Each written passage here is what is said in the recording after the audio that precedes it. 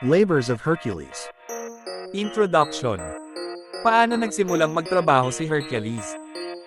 Walang mga katotohanan ang kailangan, ngunit ang kasabihan ay totoo, kaya hindi natin kailangang ipaalala na tayo ay nabubuhay na ngayon sa milenyo. Ang pang-aapi ay hindi naririnig, ang kawalan ng katarungan ay hindi alam tulad ng kahirapan ay hindi natin ito binanggit.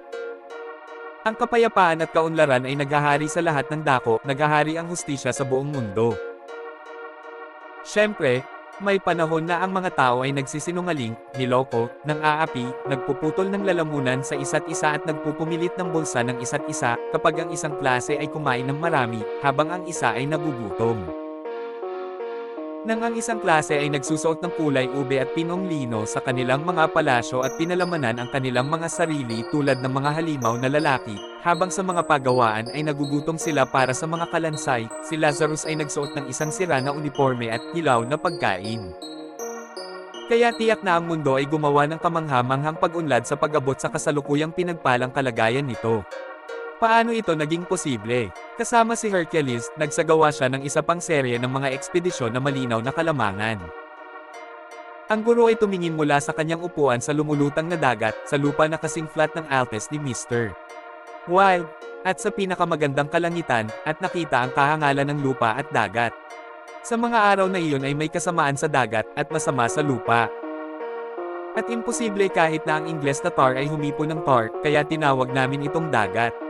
Ang guro ay nagalit ng 1,000,000 beses tungkol sa lahat ng mga bagay na ito, at siya ay nagtama ng kidlat sa kanyang galit. Ngunit naalala niya kung ilang beses niyang sinubukan ang lunas na ito at naisip niya na ito na ang kanyang pagkakataon, kung sino ang nataman mo at kung sino ang namimiss mo kapag nagpaputok ka sa karamihan. Ibinaba niya ito at napakamot sa ulo. Ano ang gagawin mo sa mga taong iyon? Sabi ng guro, Minerva, may sarili kang ulo, paano ko ito aayusin? Ang diyosa na may asul na mata ay nakatayo sa isang meditative posture at pagkaraan ng ilang sandali ay hinawakan ang marmol na noo gamit ang dulo ng kanyang hintuturo, nakuha ko. Ama ng mga Diyos at tao, ipadala ang iyong anak na si Hercules kasama ang kanyang tungkod sa kanila, sabi niya. Itatapon niya kaagad ang kanilang mga gawain. Hercules sa kanyang kapareha, sabi ng guro, anak ko, hindi ko alam kung ano ang gagawin niya dito. Kaya niyang pumatay ng mga halimaw gamit nito, ngunit paano niya itatama ang mali? Mga huwad na demonyo, sagot ng Diyos, at malaking kasalanan ang nagawa sa lupa. Pinapatay ni Hercules ang mga demonyo gamit ang kanyang tungkod. Sa parehong instrumento ay inilalagay niya ang kaalaman at karunungan sa ulo ng mga tao. Inihagis ni Jupiter ang kanyang korona sa hangin, sumayaw ng 3 beses sa paligid ng bulwagan ng langit, at hinalikan ang batang babae, Askel Libavit Noet, habang inilalagay ito ni Virgil sa simpleng Ingles, pinutol ang kanyang lalamunan at ipinatawag si Hercules. Narito, Gobernador. Sumigaw ang malalim na tinig ng makadiyos na pinuno, may nakaharang ba sa akin? Alam mo namang anak ni Teucer. Huwag magsalita ng Pranses, bata, sabi ng guro, hindi kabayanihan ang wikang iyon. Gusto kong pumunta ka doon sa bante ng dumi at kalabanin mo ang tiyahin mo. Sabi ni Minerva, kaya mo. Bakit? Ikaw ay makapangyarihan? Ginoo, sagot ni Hercules, syempre mas alam mo. Oo, sabi ng guro na bahagyang umubo, nagtanong ako sa pangkalahatan. Ngunit ito ay hindi mahalaga. Ang pakikipag-away ay hindi katanggap-tanggap kapag ang pagkaantala ay mapanganib. Kaya nang walang karagdagang pagkaantala, pilitin akong magpatuloy. Putulin ang iyong mga tungkod. Kung gagawin ko, Hercules, paano ko ito gagamitin? Gayunpaman, iningatan niya ang kaisipang iyon sa kanyang sarili at buong sigasig na sinunod ang hiling ng kanyang ama. Pagkatapos ng pinakamagagandang paglalakbay sa malalim na kalangitan ng langit, nakarating siya sa Primrose Mountain.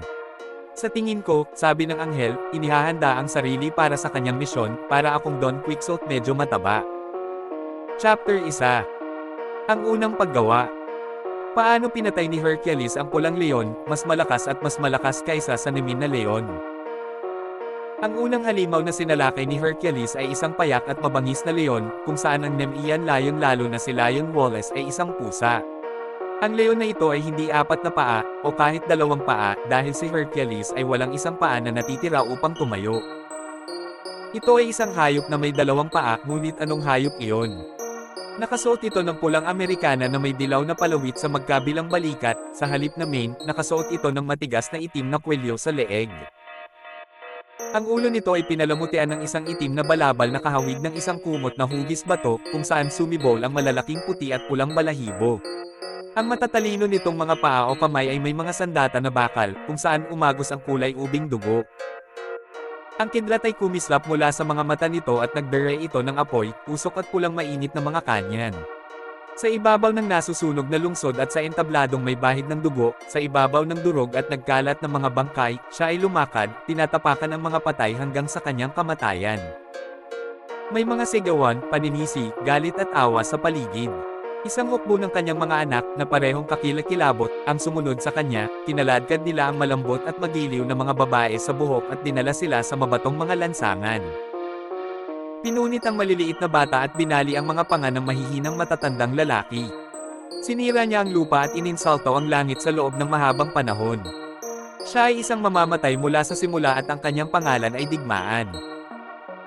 Sinamba ng mga tao ang leon na ito, umawit sila ng mga awit ng papuri at kaluwalhatian sa kanya, at ibinitin ang trepeyo ng kanyang karangalan sa kanilang mga templo.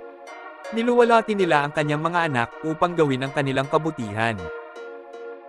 Binihisan nila sila ng magagandang damit at binigyan sila ng mga dakilang pangalan, mga kapitan, koronel, general, field marshal, ang ilan ay sinasamba nila sa ngalan ng Maharlika. Hinahalikan sila ng mga babae, minahal sila, pinagtatawanan, pinaglaruan at ginawa silang lubos na komportable. Pinagseselosan ang mga silent admirers nila. Tumakbo sila sa mga bintana upang panoorin ang mga kawan na dumaraan, sumayaw, humanga sa tunog ng mga busina at tambol, at hinalikan ang kanilang mga kamay mula sa mga balkonahe at matataas na lugar. Sa madaling salita, sila ay tumulong, humimok, at umaliw ng buong lakas. Ang mga pulang anak na leon na ito ay dinadala minsan sa dambana o templo ng isang pinuno, kung saan ang presensya ay madalas na ipinapahayag na sinumang magbubuhat ng espada ay papatayin sa pamamagitan ng espada. Ngunit hindi pinahintulutan ng kanilang kalupitan na maunawaan nila ang kanilang narinig. Bukod dito, mahigpit na ipinagbabawal na subukang mag-isip para sa kanila, dahil kung ang sinuman sa kanila ay kumilos ayon sa prinsipyo sa itaas, ang lahat ng iba ay wawasakin siya ng walang awa. Pinahintulutan lamang silang makarinig ng ingay at malakas na musika, na naglagay sa kanila sa isang estado ng mental na katatagan na lumalaban sa katwiran. Ito ay napakamaginhawa, sapagkat kung ang sinumang hayop ay nagsimulang mag-isip at magnilay-nilay sa pakiramdam na matanggal ang bituka nito, o madudurog ang mga paa na maging halaya kahit sa likod ng natitirang mga paa na gawa sa kahoy, hindi ito handang magbayad ng 13 sentimos sa isang araw para sa napakagandang bagay na kailangan upang magbigay, makaakit at mag-imbite ng mabubuting tao sa barko. Hindi laging madali ang pagdidisiplina sa mga bata, kadalasan para sa mga maliliit na pagkakasala, ang isa sa kanila ay kailangang itali sa isang poste at bugbugin ng buto ng hayop para sa kalusugan ng iba at kung minsan ay para sa libangan ng mga manunood. Ang mga hayop na ito at ang kanilang ama ay tiyak na isang malaking istorbo, at ang kakulangan ng isa ay hindi maliit na pagpapala sa komunidad at ito ay napakalinaw at halata. Dahil ang kanilang sariling kaligtasan ay nakasalalay sa kanilang mga magulang. Kailangan nilang sirain ang matandang pulang leon sa pamamagitan ng pagsira sa kanyang mga anak. Kaya kinailangan ni Hercules na putulin ang ulo ng mandirigma. Sa kaso ni Nemiansing ginawa niya ito kaagad, ngunit sa kasong ito, mas malupit ang ginawa niyang desisyon. Sa pagkakataong ito ay nagkaroon siya ng isang mahirap na gawain. Nalaman niya na si Yudsing ay nagpapatibay at nagpoprotekta sa ilang mga maling ideya at pamahiin, na dapat niyang alisin sa isipan ng mga tao, kaya nagsimula muna siyang gumawa ng mga hakbang para makamit ito. Gamit ang kanyang makapangyarihang patpat, ang moral at intelektual na patpat, ang punch card, syempre, dapat malaman ng mambabasa na binura niya sa isipan ng bansa ang maling akala na mayroong anumang kabutihan sa kalikasan ng halimaw na ito. Niluwalhati niya ang digmaan at ipinakita sa kanila na dapat itong tawaging pagdanak ng dugo. Ginawa niya ang kasamaan ng labis na naging marangal kahit sa mata ng mga baboy, itinuring niya itong walang halaga, at pagkatapos ay itinuring ito ng mga tao na sadyang pagpatay at mas masahol pa. Mahusay na ginawang komedya ang kahangalan ng Loika, nagawa niyang kumbansihin ang sangkatauhan, maging ang mga babae, na ang epaulette at strap ng balikat ay mga kamag-anak Aleman at na ang uniforme ay nabubuhay sa kanilang mga mata. Naglaro siya ng isang baby drum, sumigaw siya sa pamamagitan ng penny trumpet sa kalye at kalaunan ay nagsimulang tumawa ang mga tao sa bandang Coldstream. Nakasimangot ang mukha, may bigot sa itaas na labi, at may sombrero at pulang Amerikana na parang Italian organ boy monkey. Naglakad-lakad siya pataas-baba sa Regent Street na parang Lord Batman, walang pulis na nangahas na sunduin siya winking face. Itinaas niya ang kanyang panga at nagmura kahit saan siya magpunta. Noong una ay sinundan siya ng mga lalaki, ngunit hindi nagtagal ay sinundan nila ang general. Sa piling ng mga magiliw na kababaihan, inilarawan niya ng may kagalakan ang pagpapasigla ng nerbiyos, pagsira ng gulong, pagpapako sa krus, pagsunog ng buhay, at iba pang katulad ng mga pamamaraan ng kasaysayan, na ginamit niya hanggang sa ang magagandang hayop ay unang nagkasakit, mapotla. At manhid sa takot at puot. Nang maglaon, ikikintil niya sa kabataan ang ideya na ang mga bayanita, bala, bomba, at rocket ay ang karaniwang mga instrumento ng Verdugo. Sinabi niya sa buong kongregasyon ang kagandahan ng utos na, ibigin mo ang iyong mga kaaway, na hindi na natin sinusunod, sapagkat wala tayong mga kaaway na mahalin winking face, mahalin sila winking face. Ipinaliwanag niya ang pagpapatuloy ng pagsunod, bilang pagpuputol sa kanilang lalamunan. Ginamit niya ang halimbawa ng pag-inom ng Irish sa Tony Brook Fair upang ipakita kung gaano tama at makatwiran ang gayong pag-uugali. Inilarawan niya ang marcha ng sumasalakay na hukbo at ang pagsalakay nito sa bayan. Ipininta niya ang isang maganda at kaakit-akit na larawan ng pagsunog ng mga bukid at mga bubong, ang pagpatay sa mga tao. Malinaw niyang inilarawan ang pagdurusa at sakit na dulot ng malamig na bakal, tingga, at apoy sa katawan ng tao. Tinapos niya ang kanyang talumpati sa paksa sa isang mahalagang plano para sa pagpapanumbalik ng pagsamba kay Molech.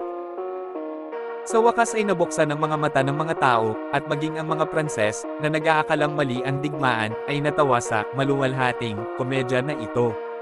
Ang leon ay ngayon ay isang mahirap, mahina, walang magawa, walang kapangyarihan na hayop, at si Hercules ay tahimik na sinakal.